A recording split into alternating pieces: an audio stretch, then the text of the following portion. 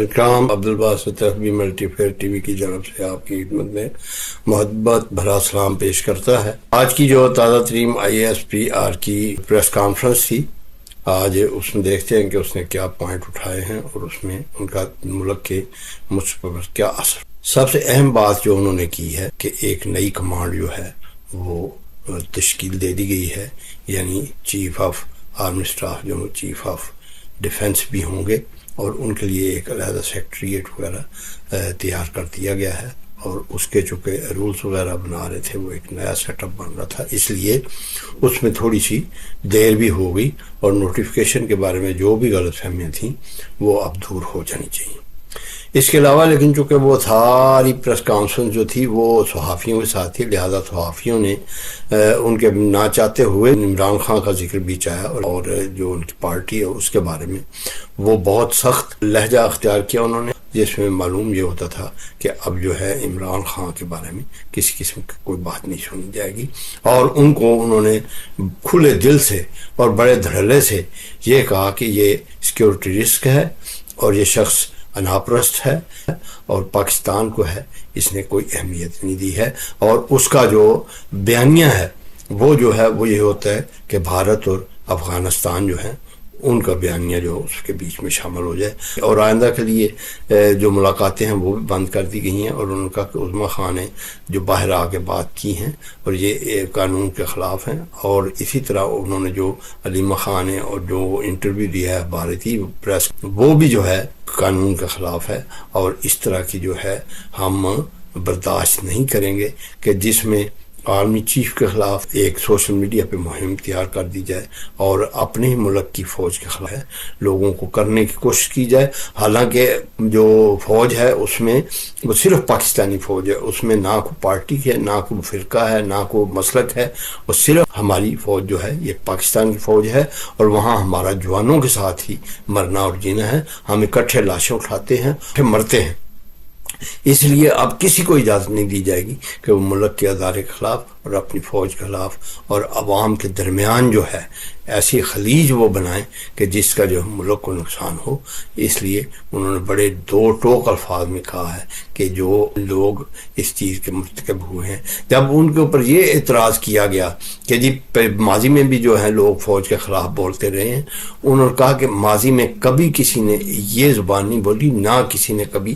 حملہ کیا فوج کے اوپر، پارٹی نے اس GHQ پہ حملہ نہیں کیا، کیا ہمارے شہداء کی انہوں نے جو مجسمے ہیں وہ نہیں گرائے؟ تو اس قسم کی چیزیں جو ہے پہلے کبھی کسی پارٹی نے کسی نے نہیں کی ہیں، لہذا ان کا ان کے ساتھ موازنہ جو ہے نہیں کیا جاتا۔ لیکن حیران کن بات یہ ہے حکومت پاکستان نے آج ایک ایسی کمیٹی بنائی ہے جس کو کہا گیا ہے کہ وہ 9 مئی کے واقعات جو اس کی تحقیق کی جائے گی۔ اس کی وجہ یہ ہے کہ 2 سال تقریباً 2.5 سال ہو گئے اس 9 مئی کے واقعات کو، اور بہت سارے لوگوں کو ان میں سزائیں بھی ہو گئی ہیں، صرف وہ لوگ رہ گئے ہیں جو جن کو مرکزی کردار کہا جاتا ہے یا جو ابیٹر ہیں، جو اس میں سے ایک سابق ISI کے چیف ہیں، ان کا تو معاملہ فوج جو ہے وہ دیکھ رہی ہے، اور ایک اور ساتھ ان کے جڑے ہو کر، اور اس کے علاوہ جو باہر کے سوشل میڈیا کے لوگ ہیں جیسے شہزاد اکبر ہے اور میجر راجہ ہے، وہ ان کو بھی واپس لانے کی باتیں کی جا رہی ہیں۔ سوال یہ پیدا ہوتا ہے کہ حکومت اس موقع پہ اب ایسی کمیٹی کیوں بنا رہی ہے؟ کیونکہ اب کمیٹی اگر بنانی تھی تو یہ 9 مئی کے واقعات کے فوراً بعد بنا دی جاتی، تو اب تک جو ہے اس کی فنڈنگز بھی آ جاتی، اتنی دیر سے یہ ملک جو ہے ان حالات سے نہ گزرتا، اور نہ ہی یہ جو ایسی واقعات پیش آتے جو ہر دفعہ آتے ہیں، یا جو دھرنے دیے جاتے ہیں، یا جو سڑکوں کو بلاک کیا جاتا ہے اور ایجیٹیشن ہوتی ہے، اور اسی طرح خیبر پختونخوا میں جو حالات ہیں وہ بھی اس طرح بدمزگی کا زمر میں نہ آتے۔ تو ناظرین، اس سے جو مجھے لگتا ہے کہ حکومت اس کے اوپر پابندی لگانے جا رہی ہے، اس کمیٹی کی 2 جو ہیں وجوہات ہو سکتی ہیں۔ ایک وجہ تو یہ ہو سکتی ہے کہ وہ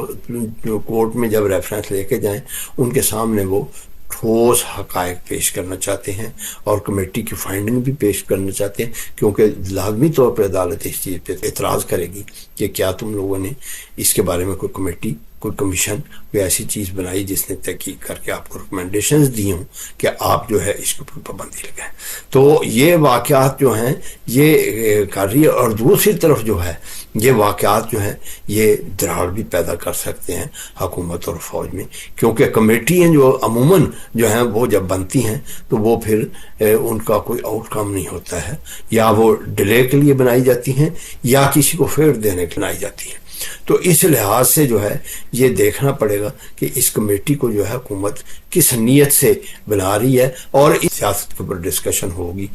بلی جو ہے یہ تھیلے سے باہر آ جائے گی. لیکن ایک بہت اہم بات جو IASPR نے کی ہے، انہوں نے یہ کہا ہے کہ میڈیا کے اوپر 7 بجے سے لے کے 11 بجے تک صرف فوج اور سیاست یہی ڈسکس ہوتی ہے. کیا اس ملک میں اور کوئی پرابلم نہیں ہے؟ جو پانی ضائع ہو گیا $30 ارب کا، اس کے اوپر بات نہیں ہو سکتی؟ سیلاب پہ بات نہیں ہو سکتی؟ غربت پہ بات نہیں ہو سکتی؟ آبادی پہ بات نہیں ہو سکتی؟ یہ چیزیں جو ہیں جو اصل مسائل ہیں ان کے اوپر کوئی بات نہیں کرتا. بس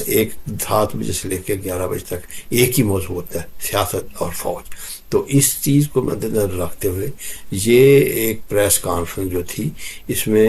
بہت سے اہم پیغامات پوشیدہ ہیں، حکومت کے لیے بھی، پریس کے لیے بھی اور عوام کے لیے بھی. اس لیے اب عوام کو بھی جو ہے ایسا موقف اختیار کرنا چاہیے جو صرف اور صرف پاکستان کے حق میں ہو اور ملک کے حق میں ہو. جتنی مضبوط حکومت ہوگی، جتنی مضبوط فوج ہوگی، اتنی ہی دنیا میں پاکستان کی جو ہے انٹیگریٹی میں اضافہ ہوگا، پاکستان کی عزت میں اضافہ ہوگا. لیکن ہم نے اگر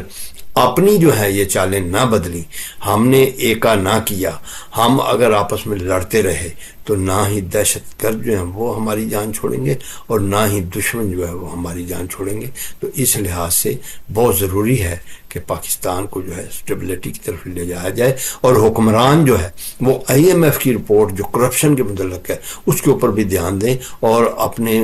گریبانوں میں منہ ڈالیں، اور یہ جو باہر لوٹ کے دولت لے گئے ہوئے ہیں یہ دولت واپس لائیں اور پاکستان میں انویسٹ کریں تاکہ عوام کو بھی کچھ ملے. یہ ظلم کی انتہا ہے کہ پچھلے 75 سالوں میں 1948 میں ہمارا روپیہ جو ہے وہ ڈالر کے مقابلے میں $1.04 کا $1 آتا تھا، اور اب جو ہے $285 کا ڈالر ہو گیا ہے. یعنی اس کا مطلب یہ ہے کہ جو چیز ہمیں اس وقت $1 میں ملتی تھی وہ ہم تقریباً $270-75 میں اس وقت ہمیں خرید رہے ہیں. تو یہ پاکستان کے لوگوں کی قسمت ہی کیوں؟ کیونکہ امریکہ جو ہے وہ تو ابھی بھی چیز جو ہے وہ $1 میں لے رہا ہے. اس نے صرف ہماری کرنسی ڈیویلیو کروا دی ہے، اور ہماری چیز جو اس وقت $1 میں اس کو ملتی تھی وہ اب ہم $285 کے لیے جو ہے وہ کر کے دے رہے ہیں اس کو. تو بتایا جاتا ہے کہ جی معیشت ٹیک آف کر گئی ہے. مجھے تو لگتا ہے کہ پاکستان کی معیشت جو ہے یہ سنورنے کا نام نہیں لے سکتی، نہ ہی لے رہی ہے، کیونکہ جب تک کرپٹ مافیا، کرپٹ سیاستدان، کرپٹ آفیسران اور کرپٹ لوگ اور کرپٹ بزنس مین یہاں ہیں، جب تک سوسائٹی جو ہے ان کا کلا کما نہیں کرتی اور لوگ اپنے آپ کو نہیں سدھارتے، پاکستان کے سدھرنے کے کوئی چانسز نہیں ہیں اگلے 70 سال میں بھی. تو اس لحاظ سے آپ جہاں جہاں بھی ہیں اپنے ارد گرد لوگوں میں یہ جو ہے یہ آگاہی پھیلائیں کہ اس پاکستان کے مسائل کا صرف ایک ہی حل ہے کہ ہم ایماندارانہ طور پہ صرف ملک کو اور مسائل کو ترجیح دیں، شخصیت پرستی سے باہر نکلیں. وہ خواہ نواز شریف ہو، وہ خواہ عمران خان ہو، وہ خواہ زرداری ہو، شخصیت پرستی جو ہے ہمارے ملک کو زیر ڈوبے گی.